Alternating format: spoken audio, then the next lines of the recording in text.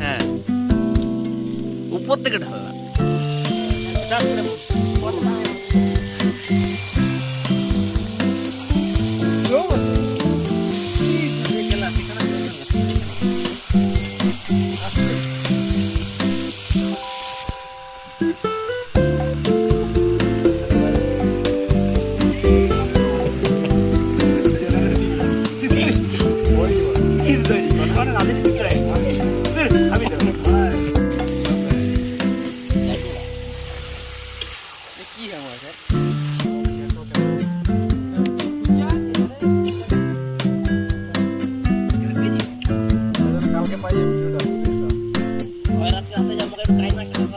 কালকে যেন ভাইরাল হয়ে যাবে।